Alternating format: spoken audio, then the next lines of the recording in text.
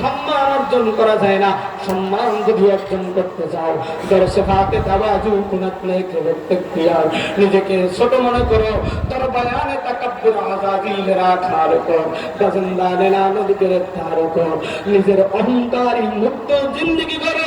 আমি সদর সাহেব, আমি ইসলামী আন্দোলনের সভাপতি, এক ওয়ার্ডের মধ্যে 3 গুরু, 5 কল্লি টুপিও দেয়, সবুজ পাগড়িও মাথায় দেয়, ইসলামী আন্দোলনের কর্মী হইয়া হুজুরের কাছে একটা লাগায়, উনি আবার দেয় আর একটা লাগায়। আলামিন সাহেব ভালো না জানেন তাদের আদব আখলাক, তাদের বাড়িতে মোগল দেওয়া যাইবে না, মোগল না দিলে কিচ্ছু হবে না।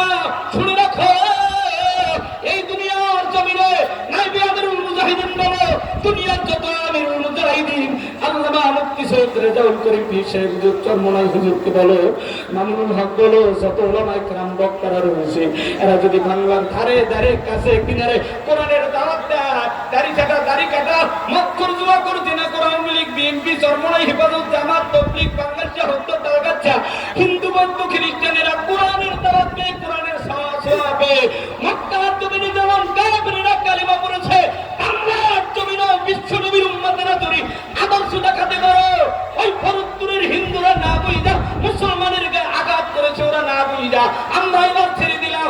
বাংলার জমিনে ফের যদি কখনো কোনোদিন ওয়াহিদ বিভাগে কোনো জায়গায় হামলা হয়, সেখানেই কিন্তু জিন্দা কবর দেওয়া হবে। কথা মুসলমান ভাইরা রে আমার, ও যুবক যুবতীরা শোনো, আমরা হিন্দু বৌদ্ধ খ্রিস্টান মুসলমান এই বাংলার মাটিতে মহব্বতের সাথে বসবাস করতে চাই, থাকতে চাই।